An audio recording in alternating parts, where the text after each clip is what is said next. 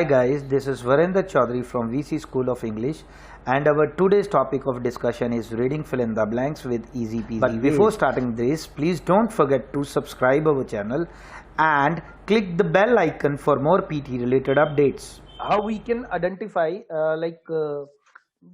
just to give you the idea what is V1, V2, V3 and V4 and so on, and it how it is it looks like, so it will give you an idea. So in the next PPT you can see that there are 5 different forms of verb. 5 different तरह की forms होती है verbs. I will speak Hindi and English mix because some of the students are not able to understand in proper English, so just because of that I will mix it. So mainly, as we know that there are 3 types of tenses basically: present, past and future. But there are further 5 categories are there, like present tense, simple past, past participle, present participle and simple present. Now we know the name about these sort of verbs, but how it looks like, ये देखने में कैसे लगती हैं, मतलब ये कैसे हम आइडेंटिफाई करेंगे कि this is V1, V2, V3. So now I'm going to give you the idea. So V1 is the first form of verb. इसे हम present tense भी बोलते हैं, ठीक है. So in present tense इसकी आइडेंटिफिकेशन के लिए हम इसको आइडेंटिफाई करते हैं like do, sit, write, use, give. Run भी बोल सकते हैं आप इसमें. This is basically a present tense, इसको प्रेजेंट टेंस बोलते हैं. इसमें एक और फर्दर सब कैटेगरीज होती है जिसको हम V5 बोलते हैं, that I will explain later. इसके बाद आती है हमारी V2. V2 is the second form of the verb which is simple past tense.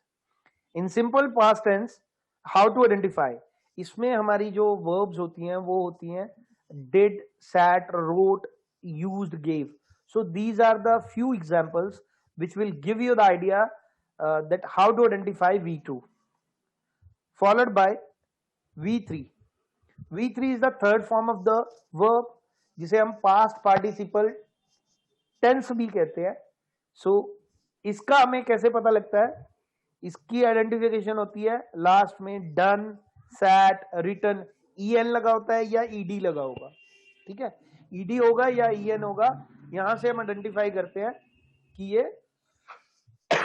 और कंपैरेटिव एडजेक्टिव्स के केस में उनके पीछे est लगा होता है, जैसे हाई, हायर, हाईएस्ट, लो, लोअर, लोएस्ट. तो लोएस्ट और हाईएस्ट जो है वो थर्ड फॉर्म ऑफ वर्ब कहलाती है, बट इन वर्ब्स को हम बोलते हैं कंपैरेटिव एडजेक्टिव्स.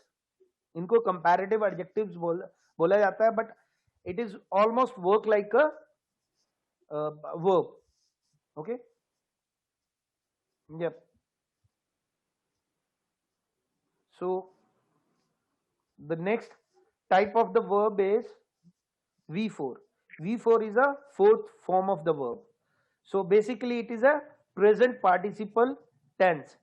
अब प्रेजेंट पार्टिसिपल टेंस के केस में ध्यान से सुनना, इसको हम जिरंड भी बोल सकते हैं. एक तरह से ये जिरंड का काम भी करती है. जिरंड होता क्या है, because basically people are not aware about gerund. तो जिरंड जो है, whenever you use verb as a subject तो वो जिरंड बन जाता है. जैसे एक एग्जांपल दे के मैं बता सकता हूं, बट आगे मैं इसके बारे में फ्रेजेस में एक्सप्लेन करूंगा कि how many type of phrases उसमें मैंने मेंशन किया हुआ है. But right now I am giving you an example. जैसे walking is good for health, तो वॉकिंग यहां पर it is looking like a verb, it is a verb, but ये एक्ट कर रही है नाउन का, because it is working as it is like हम इसको पुट कर रहे हैं एज अ सब्जेक्ट. तो जब भी हम सब्जेक्ट किसी भी वर्ब को एज अ सब्जेक्ट इस्तेमाल करेंगे, स्पेशली आईएनजी को, तो वो जेरंड कहलाती है, ठीक है. और यही फॉर्म ऑफ वर्ब अगर नाउन से पहले आ जाती है तो प्रेजेंट पार्टिसिपल या पास्ट पार्टिसिपल कहलाती है। पास्ट पार्टिसिपल की आइडेंटिफिकेशन कैसे होती है, जैसे ईडी फॉर्म ऑफ वर्ब, अगर ये नाउन के आगे लग जाती है आईएनजी, जैसे रनिंग को हम नाउन से पहले लगा देते हैं और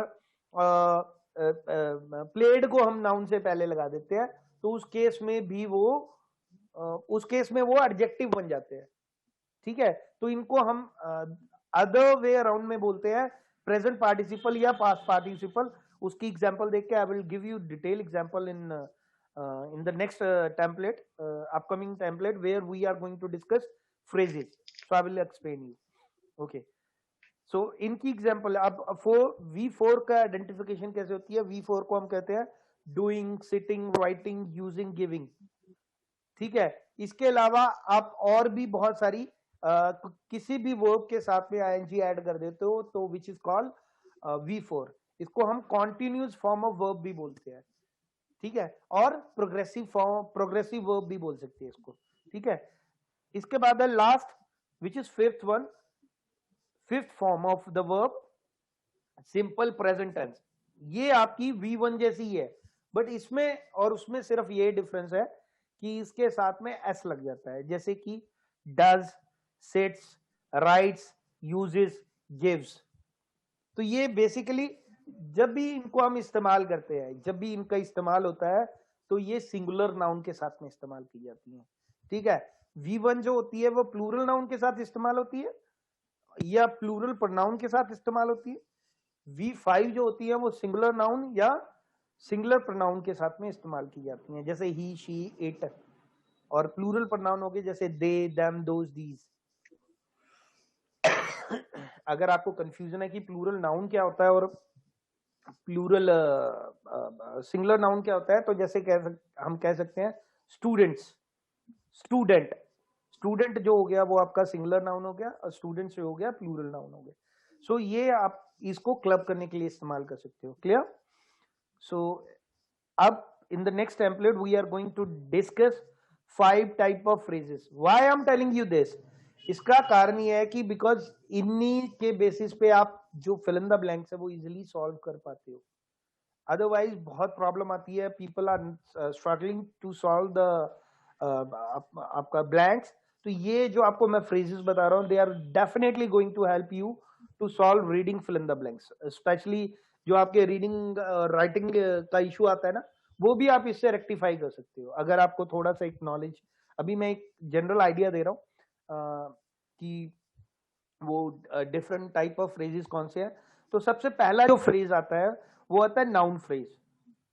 सो नाउन फ्रेज क्या होता है? Noun phrase is a combination of article plus adjective plus noun, और article plus proper noun plus common noun.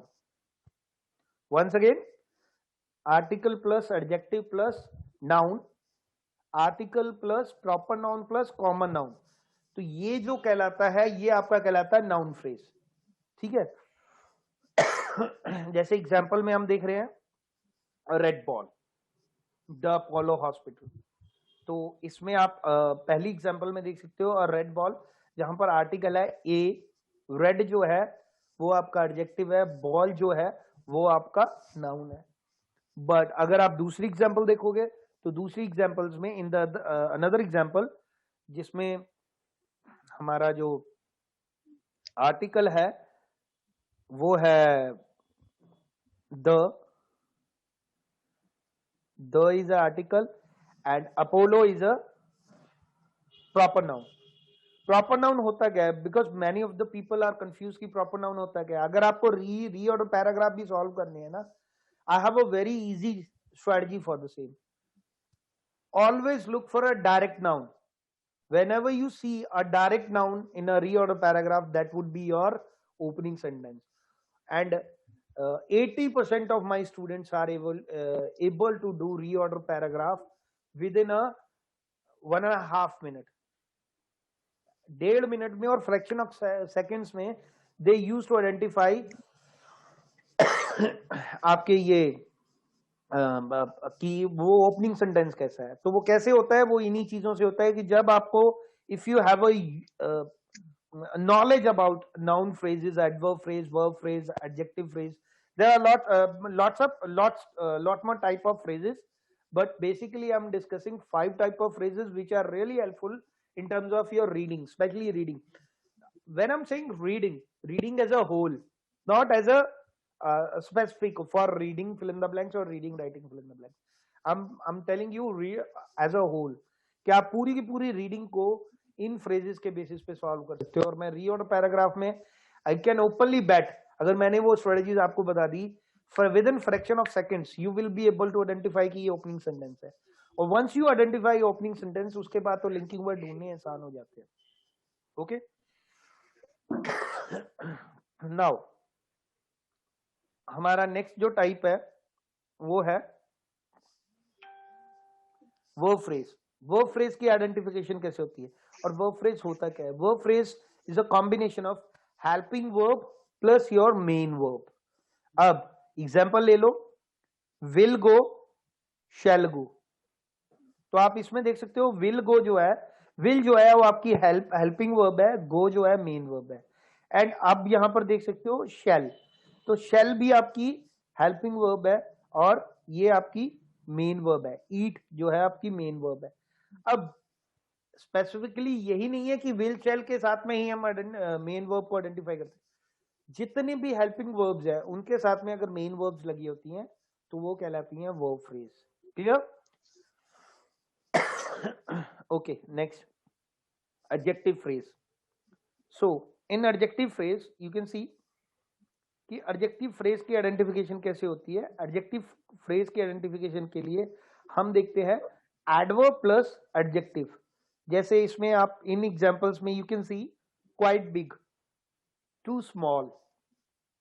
तो क्वाइट जो है एक एडवर्ब है और बिग जो है एक एडजेक्टिव है। एंड टू जो है एक एडवर्ब है, TOO, एंड स्मॉल जो है वो एडजेक्टिव है। And now most of the people are confused that how to identify all these stuff. So I have a list of adverbs, and it is not like it's a huge 2000 plus adverb list. It's a few of the adverb lists जो आपको mainly आपको exam में help करती हैं और exam में आपके use होंगी। सो अगर आप मुझे पिंग करोगे तो I will share it with you and I will give you that adverb list, जिसमें आप आइडेंटिफाई भी कर सकते हो कि how to identify noun, verb, adverb, adjective and other stuff, so which is really helpful to in terms of dealing with your reading, writing fill in the blanks and reading fill in the blanks.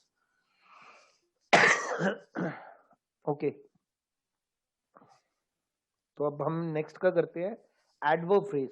Adverb phrase का हम identification कैसे करेंगे? Adverb phrase को identify करने के लिए आपको 2 adverbs कहीं पे भी दिखाई देती हैं तो आप वो इजीली आइडेंटिफाई कर लोगे वहां से कि वो ये एडवर्ब फ्रेज है। जैसे इसमें वेरी एक एडवर्ब है और स्लोली भी एक एडवर्ब है। तो नॉर्मली एडवर्ब की जो आइडेंटिफिकेशन है वो इन जनरल केसेस में we use to identify through ly। So ly से आइडेंटिफाई करते हैं that these are the adverbs.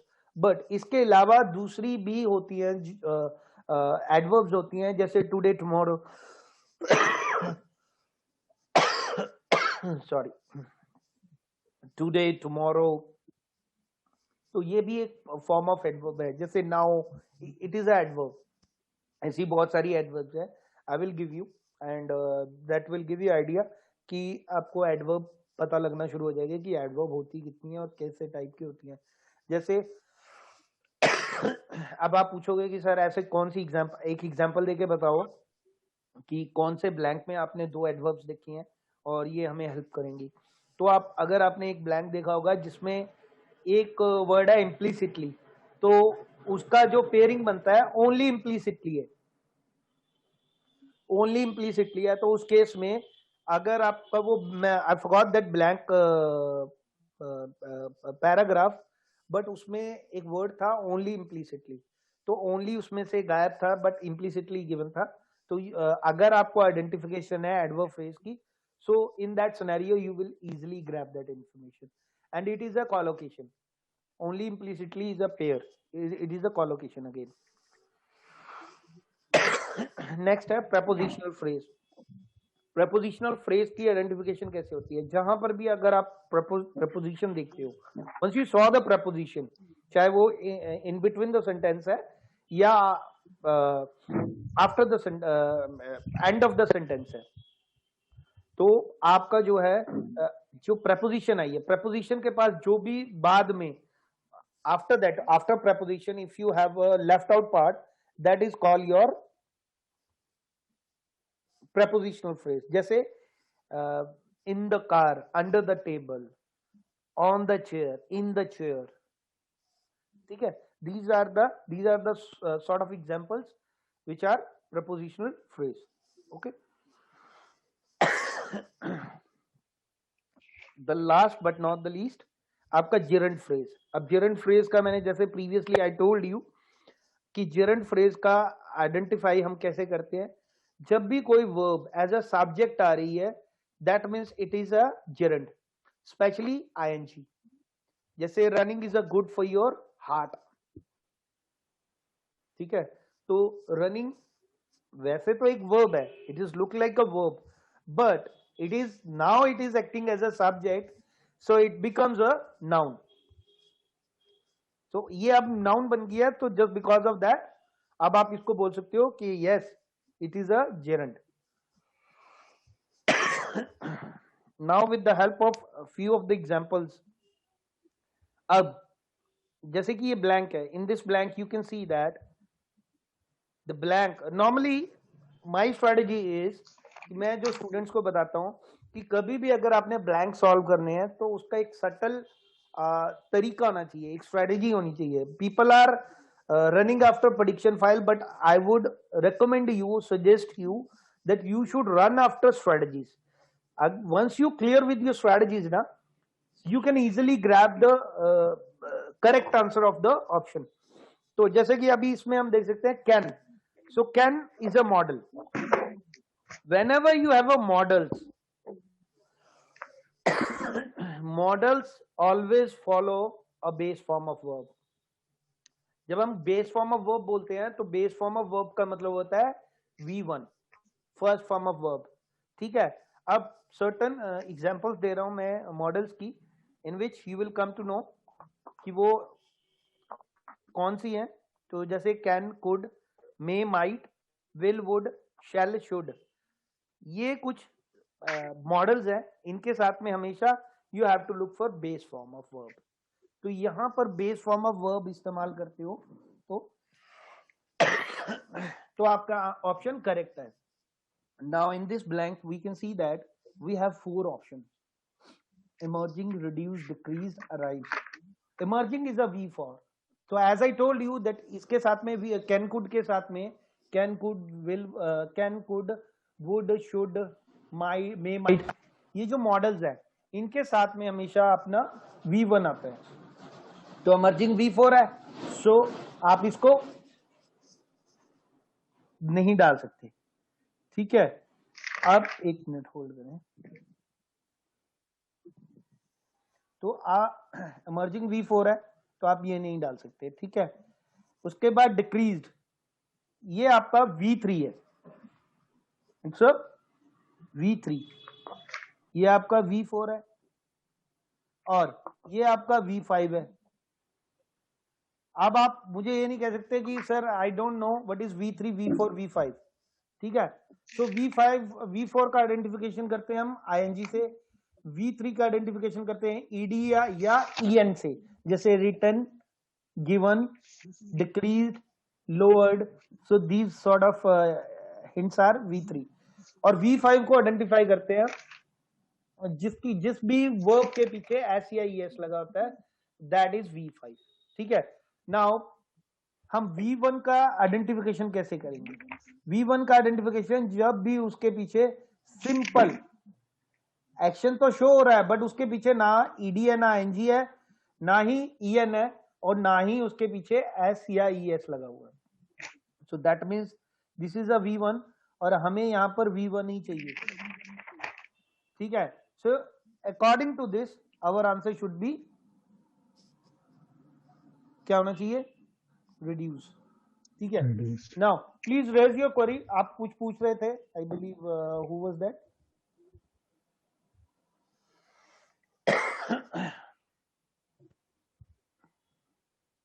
Hello. Yeah, Mr. Javed, raise your concern. Mr. Javed, unmute yourself and speak.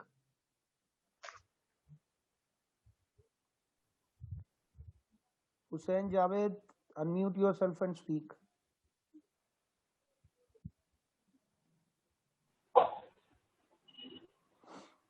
Okay, no issues. I think he's not able to listen to me. So just because he's not responding. Okay. So this is the correct answer. Okay. In the next option, let's see. In this option, we have seen that before the blank we have a have, but after the blank we have a adverb. ये adverb है हमारे, ठीक है. So once we have a adverb, देखो एक case और बता रहा हूँ, listen it carefully and if it is possible please write it down. जब भी ब्लैंक के आगे या पीछे एडवर्ब है तो हमेशा वहां पर वर्ब आएगा. स्पेशली पीटी के केस में बता रहा हूं, specially in case of PT fill in the blanks, आप हमेशा ध्यान रखना जब भी आपका एडवर्ब है, एडवर्ब गिवन है बिफोर द ब्लैंक और after the blank, before the blank और after the blank you have to look for verb. और ऐसा ही केस हो सकता है आपके साथ में कि वर्ब गिवन हो और ब्लैंक गिवन हो, then you have to look for adverb. तो वैसा वर्सा हो सकता है, ठीक है. अब यहां पर हैज हैव गिवन है, तो हैज हैव हैड जो है हमेशा थर्ड फॉर्म ऑफ वर्ब को फॉलो करता है. It always follow V3. एक और इस्तेमाल बता रहा हूं हैज हैव हैड का, जो नॉर्मली आप लोगों को नहीं पता होता है, but right now I am telling you. Has have को हम यूज करते हैं पोजेशन के लिए, also use for possession. Likewise when I say I have a car, she has a daughter, so यहां पर मैंने इसका इस्तेमाल किया as a has have as a possession. मैंने पोजेशन शो करने के लिए किया है, पोजेसिव फॉर्म के लिए इस्तेमाल किया है.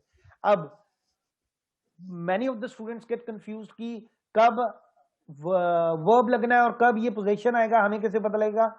Sir my answer is if you see some sort of action, अगर आपको किसी तरह का कोई एक्शन नजर आता है, that means you have to look for a verb. But अगर वहां पर कोई एक्शन नहीं है, वहां पर कोई नाउन गिवन है ब्लैंक के बाद, मतलब हैज हैव हैड के बाद कोई ब्लैंक गिवन है एंड देन कोई आर्टिकल प्लस नाउन गिवन है, सो उस सिनेरियो में you need not to go for verb. That means you need a noun चाहिए या आर्टिकल चाहिए होगा वहां पे. जैसे इस एग्जांपल में हम देख सकते हैं आई हैव डैश कार, तो होपफुली अब मैं कहूंगा आई हैव अ कार, ठीक है. या फिर आई हैव डैश कार, तो वहां पर आपका एडजेक्टिव भी पुट अप हो सकता है, आई हैव अ रेड कार, ठीक है. सो यहां पर in this example you can see that there is no action being performed, so in that scenario we can look for adjective or noun. उसके लिए अलग पीपीटी बनाई हुई है मैंने. मैं फिर दोबारा से I am going to take a lecture on different strategies, I will let you know, but that is going to really helpful. और मैंने कुछ स्ट्रेटजीज ऑलरेडी यूट्यूब पे डाली हुई हैं. If it is possible please join that and listen that carefully, and that is really going to help you a lot, because previously some of the students told me that we are not aware about V1, V2, V3, V4 and V5. So in that scenario I told them that you need not to worry, I'm going to present a lecture, in which lecture I'm going to explain each and everything easily, that you can relate in a very easier way. So जैसा कि मैंने कहा कि has have had जब भी given है you have to look for V3, ठीक है. वहां पर आपने ये देखना है कि अवे, अब अवे में आप देख सकते हो, अवे में you can see that there is a sort of action is performed, so just because of that we are using it as a verb. तो अब जैसा कि मैंने आपको बताया कि आप ध्यान से देखेंगे इस एग्जाम्पल में, तो इस एग्जाम्पल में देखेंगे तो हमारा ये V4 है, ये V3 है, ये V1 है और ये V5 है।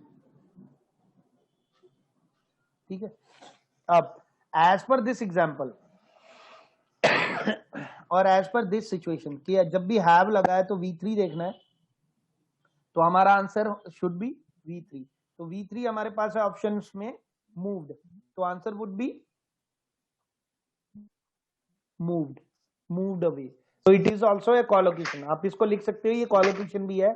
So this is really going to help you in terms of जब भी आप ब्लैंक्स करते हो तो आपको ये जो collocations है, collocations आप लोगों से मांगते हो, why don't you make yourself?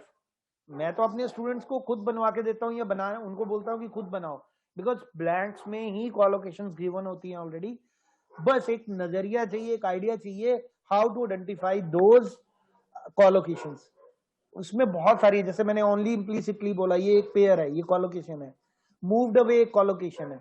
Highly inflammable is a collocation है।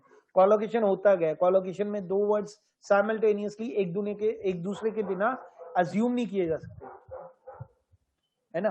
तो पिकअप, तो पिकअप इज अ कॉलोकेशन। तो ये दोनों वर्ड एक दूसरे के बिना नहीं है। When I used to go for, मैं कहीं जाता हूं, मेरे किसी दोस्त को मुझे वहां से पिक करना है, तो मैं ऐसे ही बोलूंगा ना, I'm coming there for to pick you up, है ना।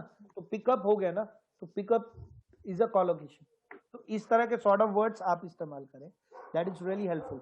अब इसमें देखें, अब यहाँ पर मैं बहुत इंटरेस्टिंग चीज बताऊंगा। You have like I believe, I don't think so आपने कभी पहले सुनी होगी, noun plus relative pronoun plus helping verb, always look for V3। ठीक है, अब हमारे नाउन कौन सा है? नाउन है इंडिविजुअल्स। इंडिविजुअल्स कौन सा नाउन है? प्लूरल नाउन है, ठीक है। और रिलेटिव प्रोनाउन कौन से होते हैं? जैसे हु, विच, वेयर, ये जो हमारे होते हैं ये रिलेटिव प्रोनाउन होते हैं। Who, which, where, whom, these are the relative pronoun, ठीक है। ये रिलेटिव प्रोनाउन होते हैं।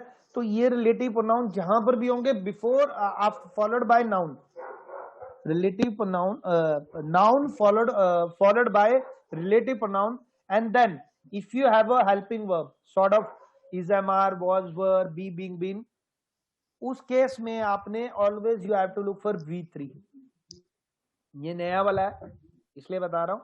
तो अभी आप यहां पे भी देख सकते हैं इमर्जिंग V4 है, V3 हमारा क्वालिफाइड है, डिक्रीज हमारा V1 है, अराइज हमारा V5 है, ठीक है। तो कभी भी केस आ जाए ऐसा, कभी भी कोई एग्जांपल आ जाती है आपको, अगर आपको रिलेटिव प्रोनाउन गिवन है तो आपने सिंपल ये देखना है, उसके अंदर आपने डाल देना है V3, ठीक है। इसके बाद हम एग्जांपल्स कुछ एक्सरसाइज करेंगे और which is going to really help, और वो एग्जांपल आप करोगे, उसके बाद I will explain. Please mute yourself. Don't do this. Please mute yourself if you are speaking to somebody else. ठीक है,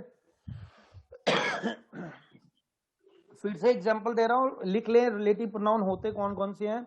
रिलेटिव प्रोनाउन होते हैं whose, whoever, whomever, who and whom।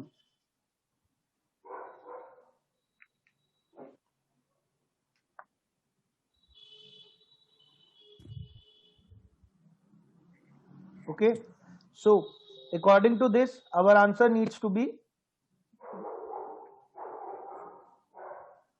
ये देखिए थर्ड फॉर्म ऑफ वर्ब आएगा जब भी V3 आया तो V3 हमारा qualified.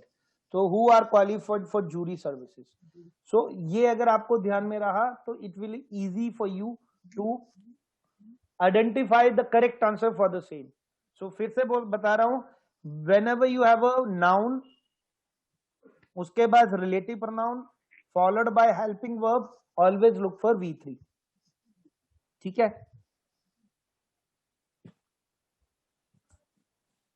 Now let's do exercise. ये एक्सरसाइज आप करोगे, ठीक है.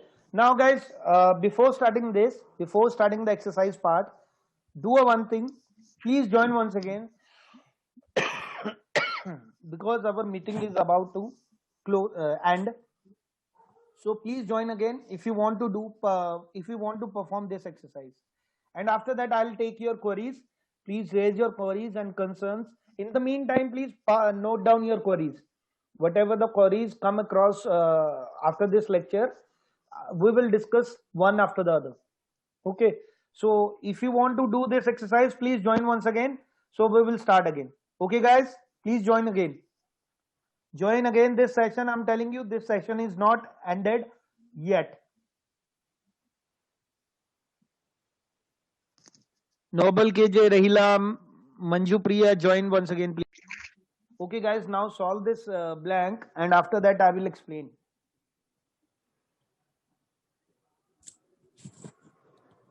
I will let you know the answers, and after that, I will explain.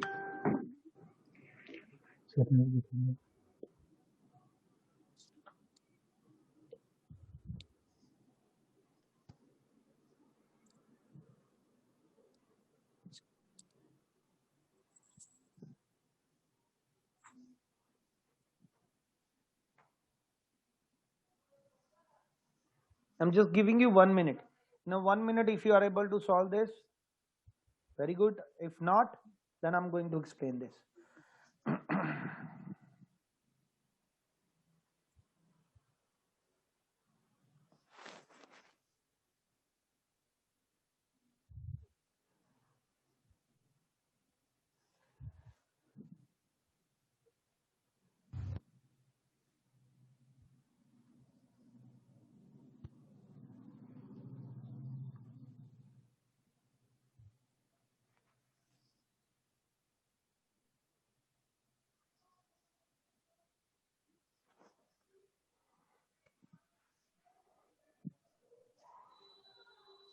Okay, ready.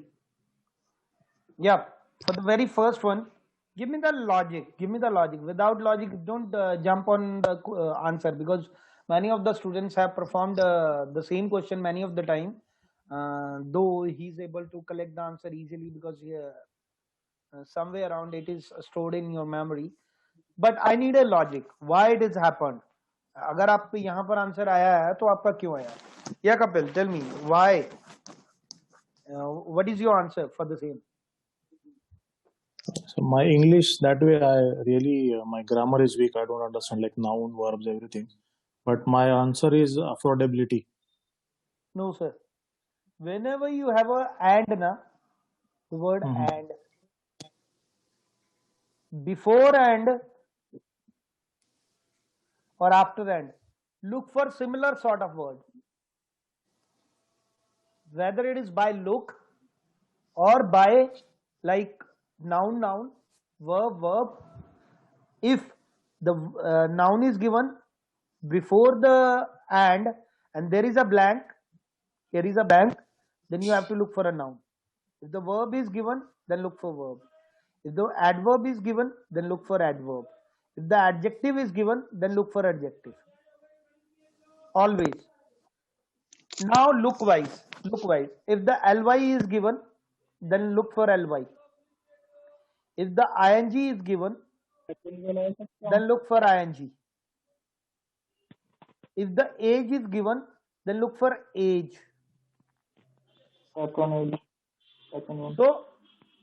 So in that Alternative. sense, yeah, in that sense, in a layman language, I'm telling you right now that if you look, courage is given, then you have to look for patronage.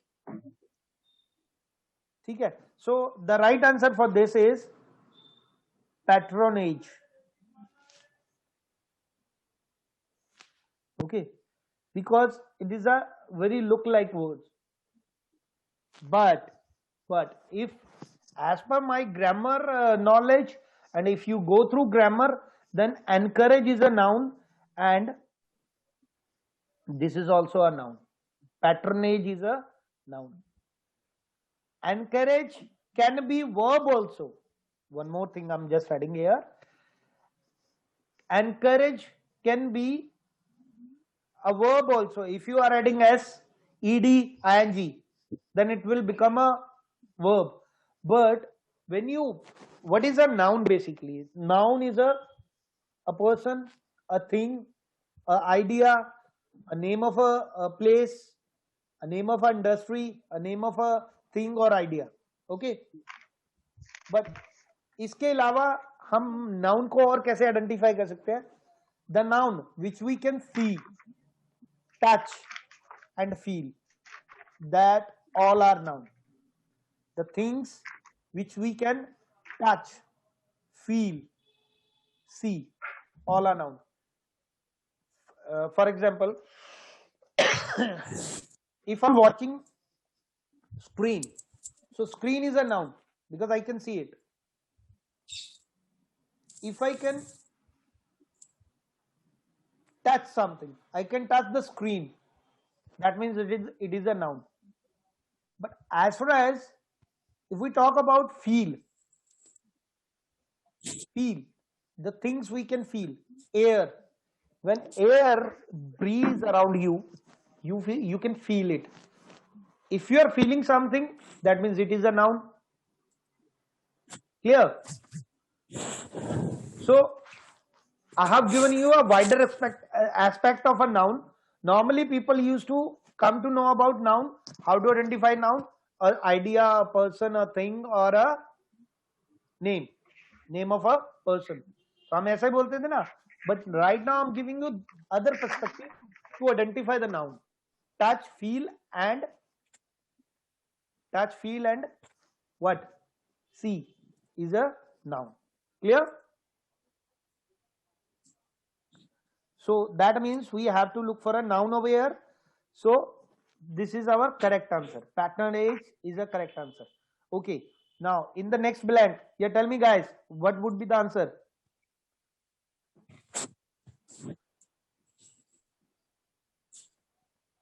बताएं sir. Consumption. Why consumption? Give me the answer. Why? After articles, we will use noun. Yes. After article, always look for a noun. Okay. But how many nouns are there? In the option, how many nouns are there? This is a noun. This is a noun. This is a noun. Okay. Now, tell me, how did you identify that this noun is only the correct noun for this blank? Tell me, ma'am. Because expectation is not making sense in the sentence. It should not be expectation of land. It can be only consumption of lands. Consumption of land, because expectation, again, expectation is a sort of, you can say, it's a sort of feeling. You can say it likewise. Yeah. So we are not talking about feeling over here. Patronage already we have used, so we are left with, because why I'm asking this, why I'm asking you to eliminate the thing, because this is also going to help you in reading and writing fill in the blanks.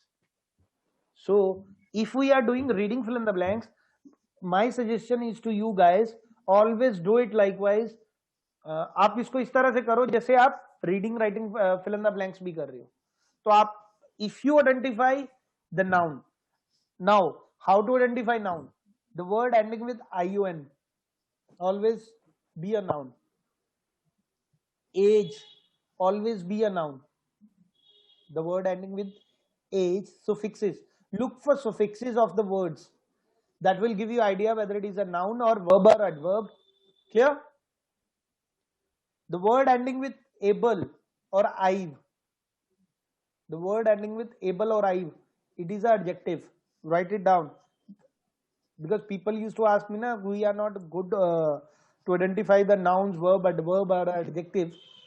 For that reason, I'm telling you.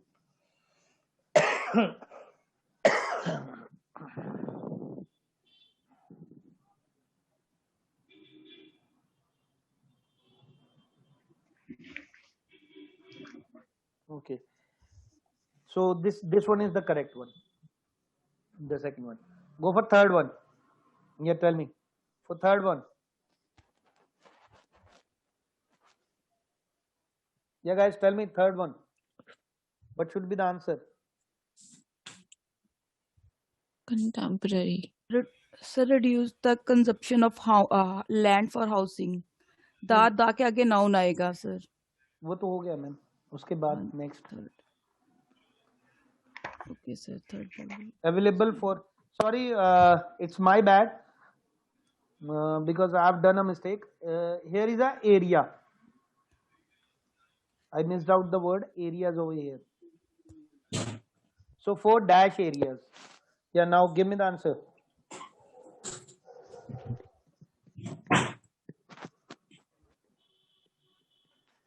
Give me the answer, guys.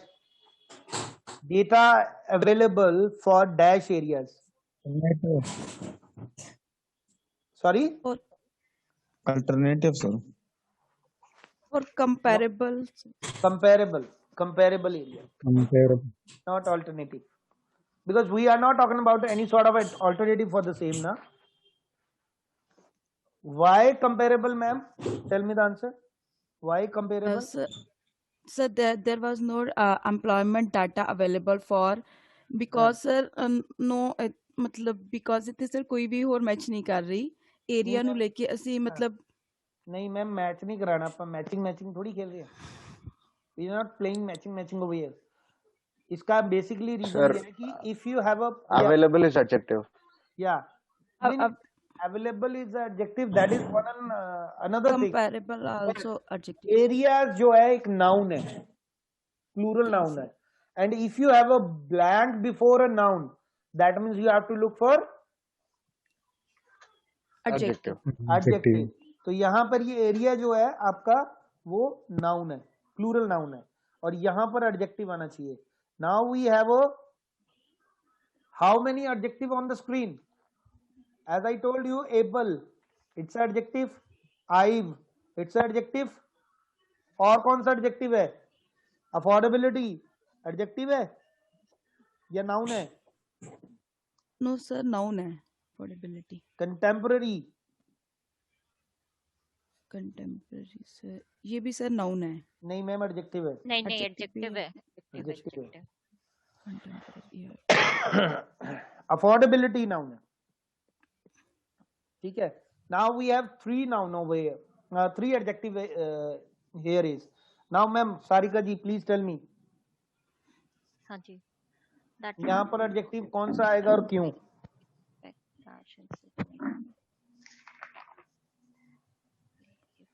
Affordability in Sydney affordability in Sydney नहीं ma'am यहाँ ये पूछ रहा हूँ मैं I am asking this one for dash areas Contemporary. No contemporary नहीं आएगा ma'am contemporary क्यों आएगा contemporary is a sort of old fashion तो हम किसी ओल्ड फैशन डेटा का भी ओल्ड फैशन हो सकता है No. तो फिर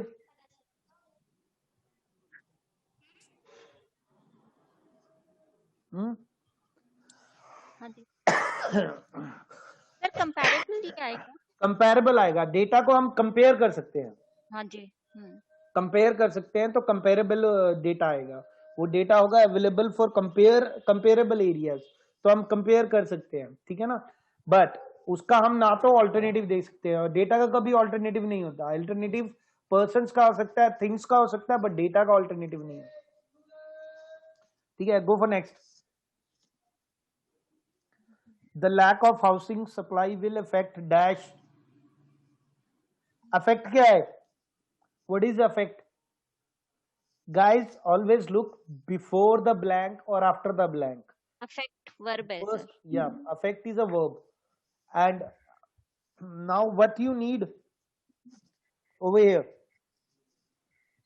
देखो preposition जब भी given हो in उसके पीछे noun हो और उससे पहले verb हो और फिर blank हो ये आपकी preposition है ये noun है इसको प्रॉपर नाउन बोल सकते हैं, बट अगर अदर सेंस में बोल सकते हो तो ये नाउन बोल सकते हो, ठीक है। ये आपकी वर्ब है, ठीक है। अब यहां पर ब्लैंक में always you have to look for noun. Noun, ठीक है। तो अब यहां पर नाउन डालो। नाउन हमारे पास कौन सा रह गया अब?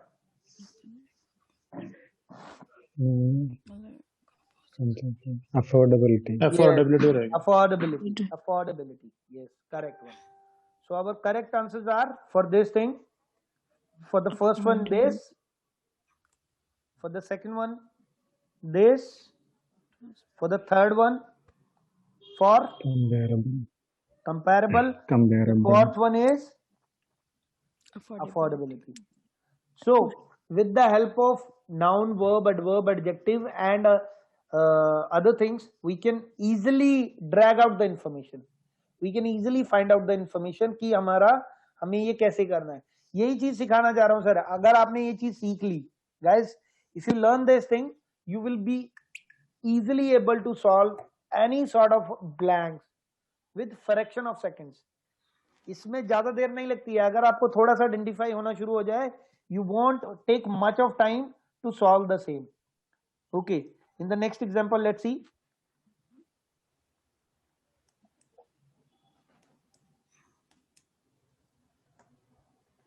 Yes, now look for this example and make out your answers.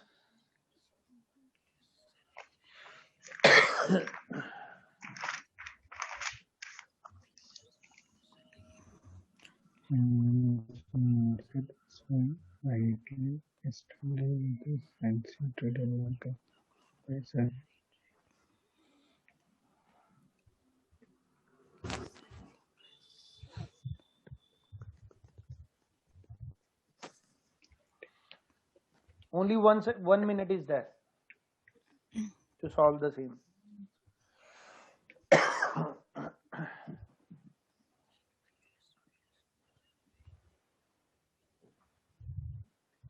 Guys, participate. Only sitting silent in the group is not going to solve your purpose. If you have a query, please raise your concern. If you are not participating in this portal, on this podium ना, on this platform, अगर आपने नहीं इसको participate किया तो आप फिर zero रह जाओगे. So raise your concerns, raise your, आप गलत ही बोल रहे हो बोलो, ना बोलने से अच्छा, बिकॉज फ्री प्लेटफॉर्म मिला हुआ है आपको सामने से ऑफर कर रहा हूं मैं. People are even not giving you that opportunity to speak out, but I am giving you that opportunity, that legacy. So please speak out and raise your concerns, raise your answers, whether you are right और wrong, that is a different scenario. यहाँ पर हम कोई talent show नहीं कर रहे हैं कि जहां पर हमने कोई टैलेंट शो करना है कि हमने ये देखना है कि कौन फर्स्ट आएगा कौन सेकंड आएगा. Here my concern is to help you out. अगर आप ये करते हो तो आपके लिए बेनिफिशियल है, अगर नहीं करते हो तो जैसे दूसरे ग्रुप्स में जाते हो, दूसरे उसमें जाते हो, आप नहीं पार्टिसिपेट करते हो, उनको कोई तो फर्क पड़ता है. फर्क अब आपको पड़ता है. आपको अपॉर्चुनिटी मिल रही है तो उसमें रिस्पॉन्ड करो. Only sitting quiet is not going to solve your purpose. यहाँ पर मुझे नहीं आप बताने आए कि सर हम आपका ग्रुप भरने आए हैं. यहाँ पर आपको ऐसा ना लगे कि आप अकेले बैठे हो. मुझे कंपनी देने नहीं आए हो, अपनी प्रॉब्लम सॉल्व करने आए हो. हुसैन, जावेद, मंजू प्रिया, अभी तक आपने कोई आंसर नहीं दिया. मनप्रीत सिंह, आप भी चुप बैठे. First one is equities sir. या इक्विटीज. Why equities? जैसे आपने लास्ट टाइम बोला था एंड के बाद में अगर सिमिलर टाइप ऑफ वर्ड बाद में है तो सिमिलर टाइप ऑफ वर्ड पहले आना चाहिए. So we have with words ending with S. There are flops, swings and equities, but equities make more sense. Flops भी है, स्विंग्स भी है सर. ऐसे तो फ्लॉप्स भी है, swings भी है. अब मैं आपको इसमें डिफरेंस करना बताता हूँ. Now I will going to explain how to differentiate कि यहाँ पर ये आना चाहिए, ये नहीं आना चाहिए. देखो, फर्स्ट ऑफ ऑल जैसा मैंने कहा था कि आप इन वर्ड्स के हिसाब से अगर आप देखते हो कि एंड से पहले और एंड के बाद, जैसे ये नाउन है, फियर्स नाउन है. अब ये स्विंग्स वर्ब है. फ्लॉप्स मे बी नाउन और verb. Equity for sure noun है. ठीक है. कॉर्पस ये कुछ नहीं है क्योंकि ये ये कंप्लीट वर्ड है, इसमें SEIS का नहीं लगा, ठीक है। सो नाउ वी हैव ये फॉर श्योर नाउन है हमारे लिए, बट फ्लॉप्स और स्विंग्स में we are confused. But swing भी क्लियर कट वर्ब है, स्विंग्स क्लियर कट वर्ब है। अब सबसे बड़ा प्रॉब्लम क्या आता है कि नाउन और वर्ब को आइडेंटिफाई करने में, जब वो, क्योंकि दोनों के साथ ऐसा लगता है, नाउन के साथ में भी और इसके साथ में भी, ठीक है। तो दोनों के साथ में वो लगता है, तो इसलिए थोड़ा सा हमें दिक्कत हो जाती है कि हम अंडरस्टैंड नहीं कर पाते। अब देखो, फ्लॉप एक वर्ब है, फ्लॉप एक वर्ब है, स्विंग एक वर्ब है, flop can be a noun also, but इसके साथ में एस लगा हुआ है तो हम इसको ट्रीट कर सकते हैं वर्ब की जगह। और this could be a plural noun depending upon कहां पर आप किस कॉन्टेक्स्ट में इस्तेमाल कर रहे हो। I can give you an example अगर आपको चाहिए होगी, ठीक है। अब देखें, इसमें ध्यान से देखें।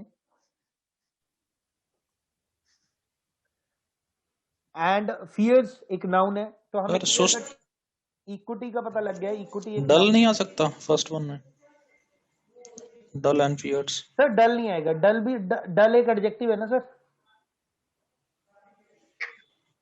डल मतलब अगर ऐसे देखे जैसे ये फियर्स डरा हुआ, तो इसमें ऐसे नहीं हो सकता सुस्त और डरा हुआ? नहीं सर, क्योंकि पर अपने वो हिंदी में प्लूरल देखते हैं तो फियर्स जो है प्लूरल है, फियर्स जो है प्लूरल है। तो एक जैसे वर्ड बोले थे ना मैंने, एक जैसे वर्ड तो इक्विटीज है यहाँ पे, ठीक है ना।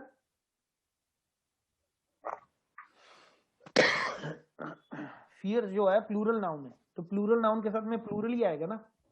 ये कंडीशन है बड़े भाई, कंडीशन है। अगर प्लूरल नाउन गिवन है तो प्लूरल नाउन ही आएगा आगे भी, ये कंडीशन अप्लाई है, इसको ध्यान से रख गया, दिमाग में रख लो। So now answer is equities. Yes mister Kapil, you are right, but थोड़ा सा लॉजिक हिला हुआ था, वो मैंने करेक्ट कर दिया कि आपको ये भी देखना Yes, है sir. कि वहां पर दो दो ऑप्शन अगर एक जैसी दे रखी है। स्विंग स्विंग जब भी हम स्विंग बोल रहे हैं तो automatically it is giving us a sense कि sort of action is occurring. Yeah, action is sir. Yes. हाँ, flop, It's not noun. Flop में भी आप कह सकते हो इट्स अ फ्लॉप शो। तो जब हम इसको एज ए एडजेक्टिव भी इस्तेमाल करते हैं, फ्लॉप शो, जब मैंने कहा ये फ्लॉप शो है, ठीक है, बट इसको हम एज ए वर्ब भी इस्तेमाल कर सकते हैं, इसको हम एज ए नाउन भी इस्तेमाल कर सकते हैं, depending upon case to case depend करता है। इसीलिए मैं आपको कह रहा हूं कंफ्यूज नहीं होना। आपको क्लियर कट नाउन कौन सा दिख रहा है? इक्विटीज। आप डालो, बिंदा डालो, और answer is equities. Go next.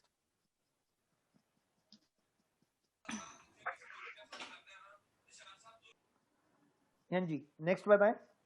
जैसे प्रीवियस एग्जांपल दिया था मैंने उसका एडवर्ब वाला, अब देखो इसमें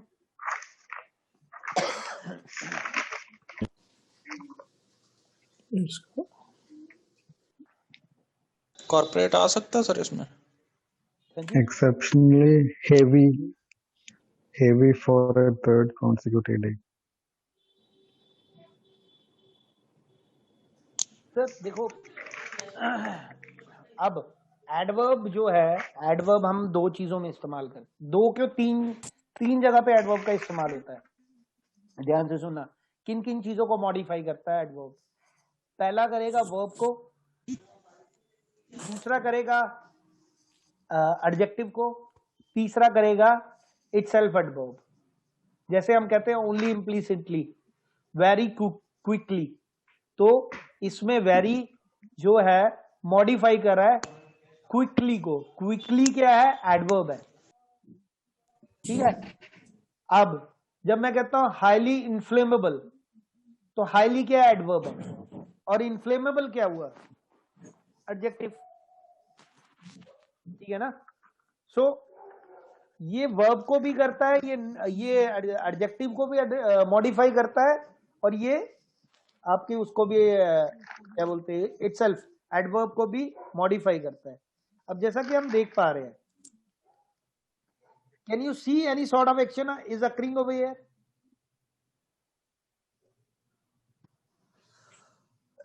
Yes, for third consecutive day, so it is some action.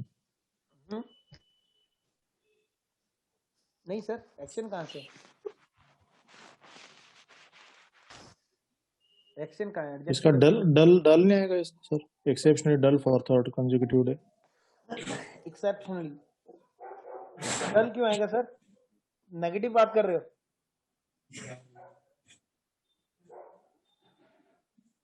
Sorry. Exceptional एक पॉजिटिव वर्ड है ना ब्रदर?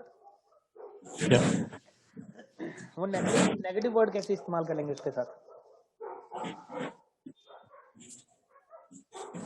चलो अगर हम कर भी लेते हैं, ठीक है, तो हमने कभी सुना है कि यू डिड एक्सेप्शनली बैड? हाँ, एक्सेप्शनली वेल तो सुना होगा, बैड तो नहीं सुना, कभी सुना है? Yes. Yes. Yeah. तो उसी तरह का वर्ड आएगा यहाँ पे, तो एक्सेप्शनली हैवी आएगा. The answer is exceptionally heavy. Heavy is a adjective. उसी तरह का वर्ड है ना. हैवी को हम पॉजिटिव भी ले सकते हैं, नेगेटिव भी ले सकते हैं. ठीक है, क्लियर है? Yes, sir. Yes, sir. Sir confident हो तभी हाँ करना, अदरवाइज आर्ग्यू करो. I love to do so and I appreciate अगर आपको आर्ग्यू करना है तो. मुझे कोई मतलब उल्टा मजा आएगा कि अगर आपने मुझे ओवर रूल्ड करते हो और कोई और चीज बोलते कि सर ये क्यों नहीं है, ऐसे क्यों नहीं है, ऐसे क्यों नहीं हो रहा, ये नहीं हो रहा. ठीक है, okay, go for next. Why particularly wild dash, बताएं क्या आएगा यहाँ पे. अब यहाँ ध्यान रखो, वही सिंगुलर प्लूरल वाला केस है. अब ये सिंगुलर नाउन है वाइल्ड. ठीक है, क्या आना चाहिए यहाँ पे? सिंगुलर नाउन है ये. जैसा कि मैंने प्रीवियसली, अगर आपने लेक्चर ध्यान से सुना होगा तो आंसर आपको 1 मिनट में मिल जाना चाहिए. क्या बताएं Sarika ji? The swings. Yes, swings. Swings आएगा sir, because whenever you have a singular noun, look for V5. Whenever you have a plural noun or pronoun, then look for V1. ठीक है, तो यहाँ पर V5 आएगा और V5 हमारा है स्विंग्स. ठीक है, go for next. Used to ensure investor against dash defaults. Flops आ सकता है सर इसमें, फ्लॉप्स डिफॉल्ट्स. सर फ्लॉप कैसे आएगा बताओ? फ्लॉप ये भी प्लूरल, ये भी प्लूरल, दोनों एक जैसे. कॉर्पोरेट डिफॉल्ट्स की बात हो रही है इसलिए सर मुझे लगा कि फ्लॉप्स आ सकता है. यहाँ प्रॉपर नाउन आएगा, यहाँ प्रॉपर नाउन आएगा,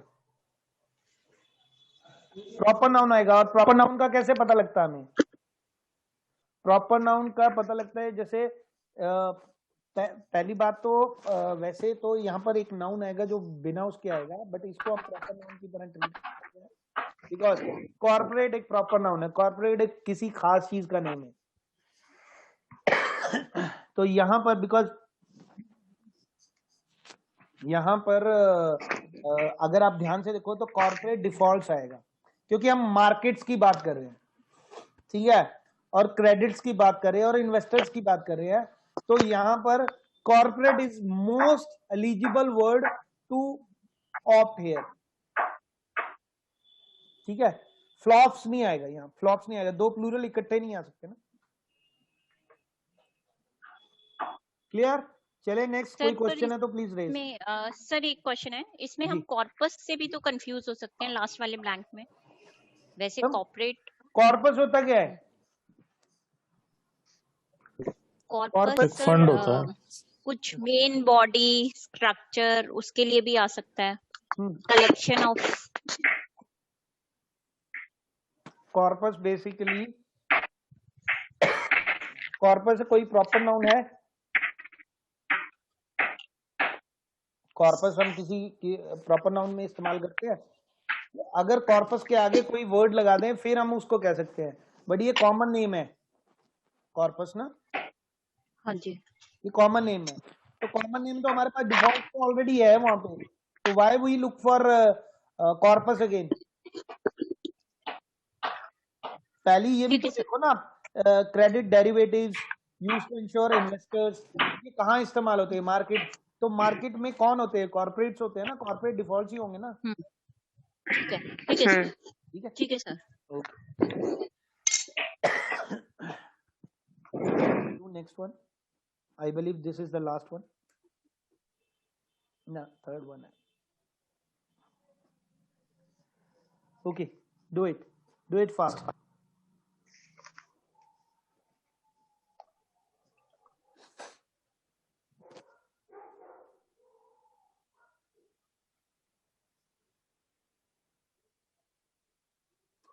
नाउ सी, अभी बहुत सारे लोगों को नहीं, थोड़ा कंफ्यूज रहते हैं, मैं बता देता हूं। सी है, ये कौन सा कॉन्टेक्स्ट है? ये पास्ट है, ये क्या है? पास्ट है, ठीक है। एंड दैट, ये कॉन्टिन्यूशन में आ रहा है, ठीक है। अब यहां जो वर्ड आएगा वो भी पास्ट वाला ही आएगा, तो यहाँ रिवील्ड, ठीक है। तो Revealed. That walk revealed something to me, ठीक है जी सर। देखो इमीडिएटली, देखो विद इन, देखो मैंने क्या किया, within fraction of seconds में आंसर पुल कर लिया। कैसे किया? मैंने पढ़ते ही देख लिया कि ये 17 ईयर्स अगो की बात हो रही है, तो पास्ट है। वॉक्ड एक पास्ट है, उसके बाद जो मेरा आगे आएगा वो भी पास्ट वर्ड ही आएगा, तो मैंने पिक करके ये उठा के लगा दिया। सो दैट इज माय आंसर। अब यहाँ देखो, लाइक मी आर्टिकल गिवन है, उसके बाद फुल स्टॉप है, दैट मीन्स यहाँ पर कोई एक्शन हो रहा है कि नहीं हो रहा है? हो रहा है नहीं हो रहा है? हो रहा है। सर बाद में हो रहा है कि नहीं हो रहा है? बाद में, पहले आगे तो हो रहा है, worked in the building, in the बात कर रहे हैं ना, पर उसके बाद तो नहीं कोई एक्शन हो रहा है ना। नहीं सर। फुल स्टॉप, उसकी बात करो, उसके बाद फुल स्टॉप है, तो दैट मीन्स यहाँ पर जो भी वर्ड आएगा वो बहुत लॉजिकल वर्ड आएगा, ठीक है। तो अब ये वर्ब मॉडिफाई कर रही है किसको? सॉरी, मैनेज कर रही है किसको? यहाँ पर नाउन को मैनेज कर रही है, क्योंकि आर्टिकल के बाद नाउन आता है, ठीक है। तो अब हमारा नाउन जिरंड वाला आएगा, ठीक है। ये लुक लाइक वर्ब है, देखने में वर्ब जैसा लग रहा है, बट एक्चुअल में ये नाउन है, ठीक है। तो ये नाउन यहाँ पे आएगा। इन द पाइपलाइन तो हो नहीं सकता, ठीक है। तो जिरंड वाला नाउन आएगा, तो यहाँ पर बिल्डिंग आएगा, ठीक है। चले आगे। ईयर्स ऑफ सिस्टमैटिक, डिफरेंट है पाइपलाइन एंड बिल्डिंग, इन्होंने कॉमन तो नहीं डाला। नहीं अलग है, सॉरी मेरे से गलती से नहीं लगा, ये अलग है। ओके ओके, ठीक है सर। मां टाइपो एरर हो जाते हैं, बिकॉज जल्दी जल्दी लेक्चर बनाने में यही दिक्कत होती है। Anyways, go for next. Years of systematic, ठीक है। सर वो बिल्डिंग की जगह डेमोक्रेसी क्यों नहीं आएगा सर? सर डेमोक्रेसी कैसे आएगा? हम कोई काम डेमोक्रेसी के अंदर थोड़ा करेंगे, इन कर रहे हैं। ओके, फॉर करेंगे, अगर डेमोक्रेसी के लिए करेंगे तो फिर तो फॉर में जाएगा, इनमें थोड़ी जाएगा। ये तो वो कह रहा है ना कि they want many people who look like me that work in the building, democracy नहीं आ सकता वहां पे। चलो जी, कितना एड्रेसिंग यहाँ पे? हाँ जी, स्कीम।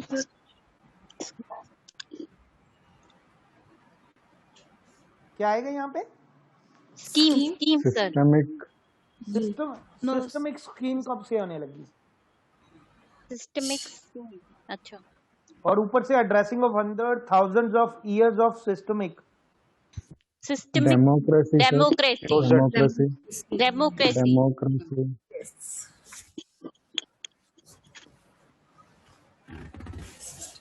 नहीं सर, क्लोजेट। क्लोजेट होता क्या, पहले ये बताओ। इनिक्विटी या डिपेंडेंस आ सकता है, dependence years of systemic inequity.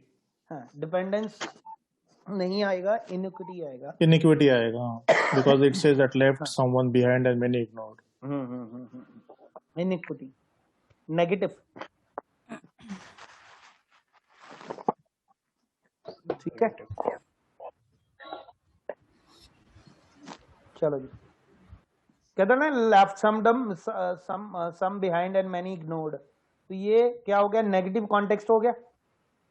अब डिपेंडेंस क्या पॉजिटिव है, डेमोक्रेसी क्या पॉजिटिव है, स्कीम क्या पॉजिटिव है। ठीक है, पिजन ऑल आ नहीं सकता। ठीक है, पिजन ऑल एक छोटा सा छेद पिजन की तरह, उसको नहीं बोलते हैं, तो वो आएगा नहीं। क्लोजेट, क्लोजेट क्या होता है, जहां पर कपड़े वगैरह रखे जाते हैं, तो कपड़ों की बात तो हो ही नहीं रही है।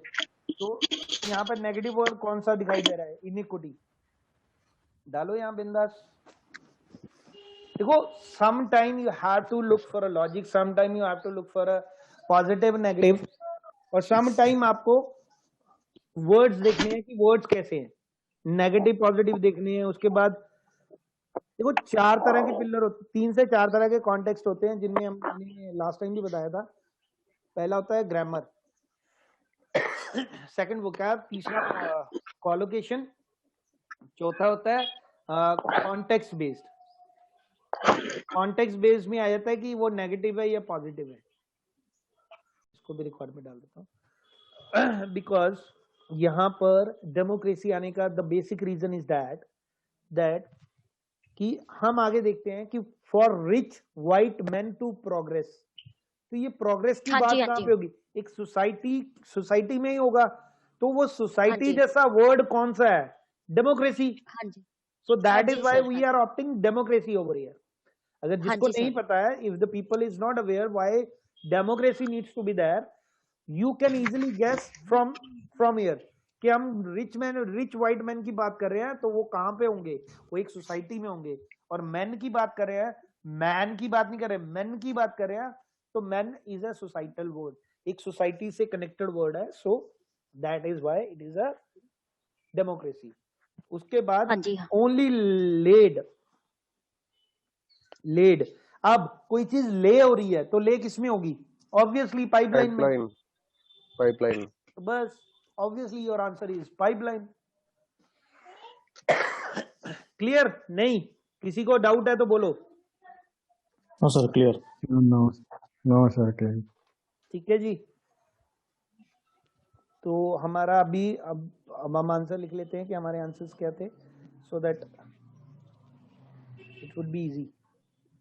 तो हमारा फर्स्ट वन था रिव्यूड, सेकंड वन क्या था, worked in the building, third one systemic iniquity. ठीक है, देखो अब इनइक्विटी कहां से पता लगती है, आप ध्यान से सुनना मेरे को, बिकॉज बहुत सारे लोगों को ये भी क्लियर नहीं हुआ होगा। आपने पूछा नहीं, बट मुझे गेस है कि जब when students are not confident, जब उनकी आवाज से नहीं कोई चीज निकलती है, तो उनको कैसे पता लगेगी यहाँ इनइक्विटी आएगा। कहता है there weren't many people who looked like me that worked in the building, and yet there were folks committed to addressing hundreds of years of systemic that some behind and many ignored. तो this is a sign of inequality. तो inequality का word, inequality जैसा word कौन सा है, iniquity यार, equity. ठीक है, क्लियर? इनइक्वालिटी है ना, कुछ को हमने पीछे छोड़ दिया, कुछ पीछे छूट गए, और कुछ को हमने इग्नोर कर दिया। तो ये कहाँ होता है, सोसाइटी में होता है। तो सोसाइटी में जब ये चीज हो रही होती है, तो उसको हम क्या बोलते हैं, इनइक्वालिटी। तो इनइक्वालिटी जैसा वर्ड यहाँ पर कौन सा है, inequity. Go for the answer, inequity. Clear folks? Yes sir. Clear to you? Sir first answer result आएगा ना? रिवेल्ड नहीं होता, रिवील्ड होता है। और रिवील्ड ये लिख तो दिया, फर्स्ट, सेकंड, थर्ड, नहीं, एंड ये नाउ तो fourth. You reviewed see, reviewed पे क्या है ना। You see already I have explained कि जब भी आप यहाँ देख रहे हो for match rich man to progress, तो ये डेमोक्रेसी में है, तो फोर्थ इज दिस। तो सोसाइटी जैसा वर्ड डेमोक्रेसी है, तो डेमोक्रेसी में वो होता है, ठीक है। लेड है, तो लेड की हम बात कर रहे हैं, तो पाइपलाइन में होगी, तो ऑब्वियसली ये पाइपलाइन आ गया, fifth one. So these are the answers. Clear guys? Any doubt? Yes, sir. Yes, sir. Any doubt? Yes और no? No, sir, no doubt. No, sir. Sir, yes sir. sir, actually, can you share some important collocations with us, sir? Yeah, That would be definitely. great for us. I will share it soon. I will come up with the collocation, which is really going to help you out, because I have prepared many more collocations likewise, which is going to help you to solve fill in the blanks. On the basis of fill in the blanks, I'm not taking collocation from ABC websites and downloading it and then sending it across to you. I used to prepare my collocation on my own, Okay. out of the blanks, not from Okay. the somewhere around or some of the ABC website or any, किसी से मैं लेता नहीं हूँ, खुद ही बनाता हूँ, खुद ही रखता हूँ। I will share it definitely. That is also going to help you. जैसे आप कह रहे हो ना कि colloquial वो हमें ग्रामर में दिक्कत आ रही है, so I'll give it to you. आप मेरे different lectures YouTube पे जाओ, वहाँ पे अटेंड करो, उनको देखो। अगर आपको समझ में आता है बहुत अच्छी बात है, नहीं समझ में आता है, raise your concerns, raise your questions, because ये V1, V2, V5 वाला क्वेश्चन किसी ने रेज किया था कि सर आपका मुझे ये समझ में नहीं आ रहा, कॉन्सेप्ट ही नहीं समझ में आया, तो आज मैंने क्लियर कर दिया। Yes sir. सर ये फर्स्ट वाला फिलिंग ब्लैंक सर रिपीट करे सर, ये मैंने मिस कर दिया था, तो ये रिव्यूड क्यों आ रहे हैं सर? सर देखिए ना, ये क्या है, 17 years ago, पास्ट है, थोड़ा सा और भी सेंस लगा लो तो ये वॉक लिखा पास्ट है, तो something is in continuity. And हम कब लगाते हैं? दो सेंटेंसेस को मर्ज करने के लिए या दो सेंटेंसेस में किसी तरह की कॉन्टिन्यूटी दिखाने के लिए। तो ऑब्वियसली जो हमारा नेक्स्ट ऑप्शन होगा वो भी V3 होगा। यस सर, क्योंकि वॉक इज अ नाउन ना। यस सर वो बोल रहे हैं वो रिवील्ड आना चाहिए, आप एक्चुअली वो रिव्यू के ऊपर आप लिख रहे थे ना, रिव्यूड के ऊपर। सॉरी, रिव्यू नहीं, रिवील्ड था। Sorry my mistake. हाँ, इसलिए वो पूछ रहे बार-बार। सॉरी रिवील्ड था। Sorry my mistake. रिवील्ड था। Walk revealed something to me, कि वो जिस तरह से वो चल रहा था वहां से उसको रिवील हुआ, उसके जो मतलब एक पैटर्न से कि समथिंग रिवील्ड, तो वन आएगा। The first is revealed, the second is your building, ठीक है। Third is inequity, fourth is you see democracy, and fifth is pipeline. Clear? This is the first one, second one, third one, fourth one, and fifth one. Clear? Sorry, वो actually due to the rush, मैंने ये जो template है इसमें वो options fit करनी रह गई हैं, so I'll do that. Okay, go for next. I believe this one is the last one. Okay. Look for this. Go for first one.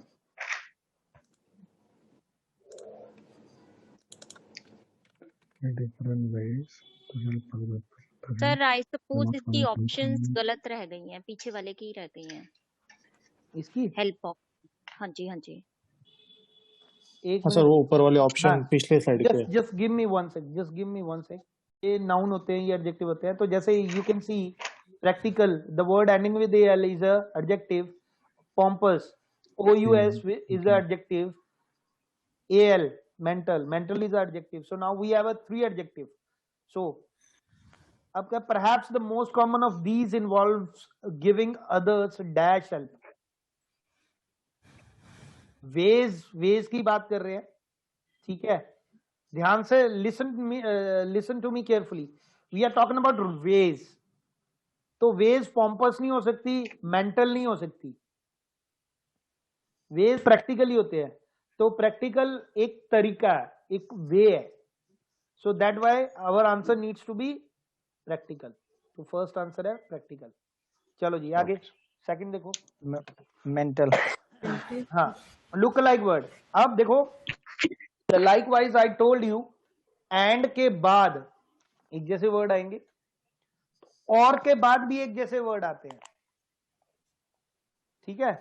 तो आप देखो यहाँ पे फिजिकल AL एडजेक्टिव, तो वैसा ही word we need over here, look like भी और वैसा भी। तो ये हमारा जो सेकंड ऑप्शन है वो ये है, तो हमारा आंसर है मेंटल। मेंटल। ठीक है। Most importantly there are many Occupations.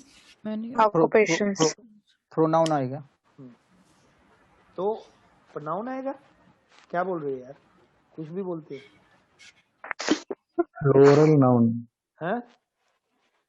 Plural word. Plural हाँ noun. मैनी है ना, मैनी है तो प्लूरल वर्ड आएगा, यहाँ पे प्लूरल नाउन आएगा, प्रोनाउन नहीं आएगा, प्लूरल नाउन आएगा। तो प्लूरल नाउन हमारे पास है फैक्टर्स और ऑक्यूपेशंस। तो ये सब क्या है, नर्सिंग क्या है, Occupation. हाँ Occupation. ऑक्यूपेशन डालो यहाँ पे, simple answer sir. once again I'm telling you, before blank and after blank, look always, you will have your answer clearly. Okay, so the third one is this. Okay, go for the fourth one. And a dash helping. Now see, look, whenever you have a something like this, comma before and, sorry, comma before blank, तो हमें हमेशा linking word देखना है majority में। अगर एक sequence में आ रहा है then there is a different thing, मतलब सीरियल में आता है। देखो कॉमास का हम इस्तेमाल करते हैं 3 जगहों पे। फर्स्ट प्लेस कॉमास हम पॉजेस के लिए इस्तेमाल करते हैं, जैसे कि हमें कोई बात कहते कहते रुकना है, when I'm speaking with you, so if I have to take a pause, so that means I'm taking a comma over there. तो राइटिंग में हम कॉमा करते हैं और स्पीकिंग में हम पॉज लेते हैं, slide pause. But when we have to take a deep pause, तो हम वहां पर फुल स्टॉप इस्तेमाल करते हैं इन राइटिंग, ठीक है। अब दूसरा केस, कॉमा का इस्तेमाल हम एक सीरियल, एक सीक्वेंस के लिए भी करते हैं। Sequence like 1 2 3 4 5 6, 1, 2, 3, 4, and so on. The same way, likewise color, red, blue, white, and so on.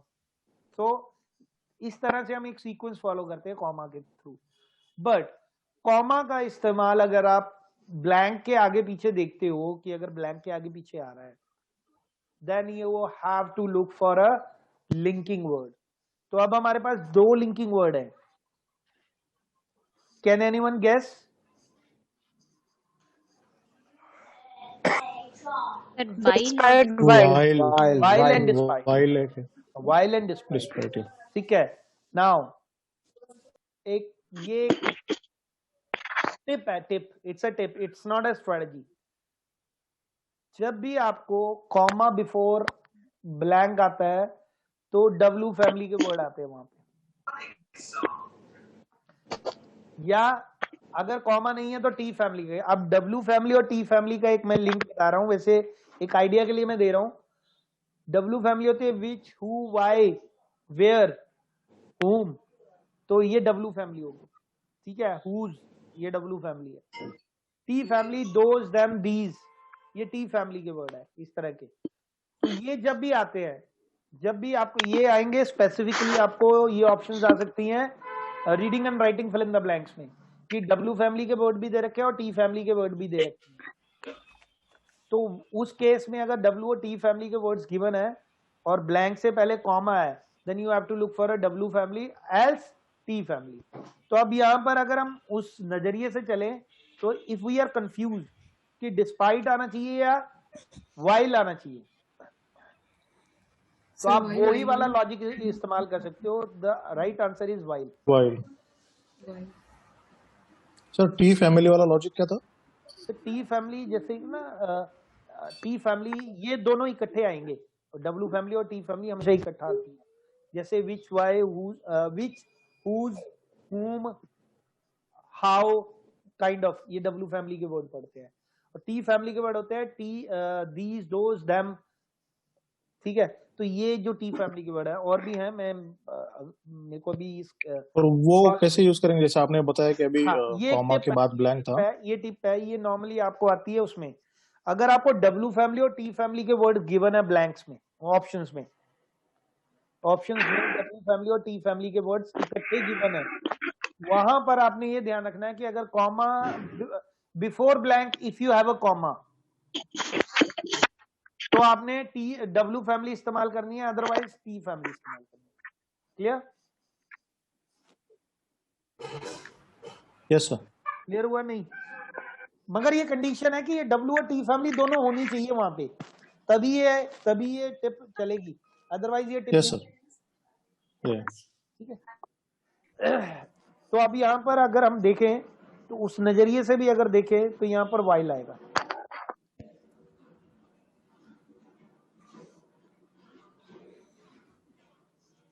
And के बाद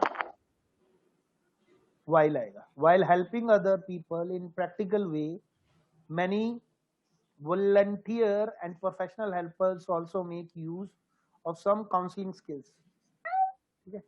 अब आगे देखो, however it needs to be, now look at here, whenever you have a to be, जब भी to be given होगा, always look for V3।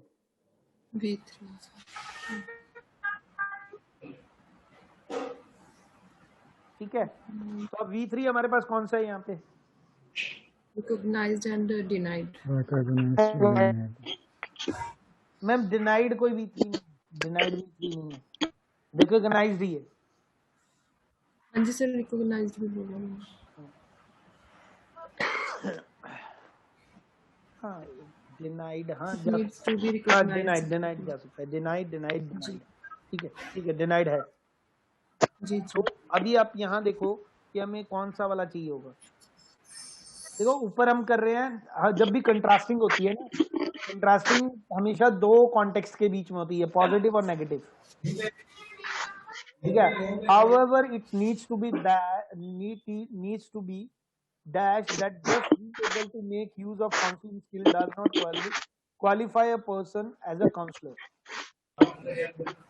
यहाँ पर रिकॉग्नाइज्ड आएगा, क्योंकि हम किसी चीज से मना रिकॉग्नाइज आएगा। अगर क्योंकि आगे जाके हम डिनाई कर रहे हैं ना उस चीज से कि counsellor skills does not qualify a person as a counsellor, तो हम अगर किसी चीज को आगे जाके नेगेटिव कर रहे हैं तो शुरू में हमें उसे पॉजिटिव दिखाना होगा, तभी हम नेगेटिव जा सकते हैं ना। Is that clear? शुरू में हमें वो चीज पॉजिटिवली पोर्ट्रे करके फिर हम उसको नेगेटिव दिखा सकते हैं। शुरू में ही हम नेगेटिव नहीं कर सकते ना, क्योंकि हम एक कॉन्टेक्स्ट दे रहे हैं, ठीक है। हाँ सर। चलो ठीक है sir, thank you. I hope thank you sir, thank you very much. आपको काफी yes definitely. Thank you, sir. Thank you. Now Thank you, sir. Thank you ma'am.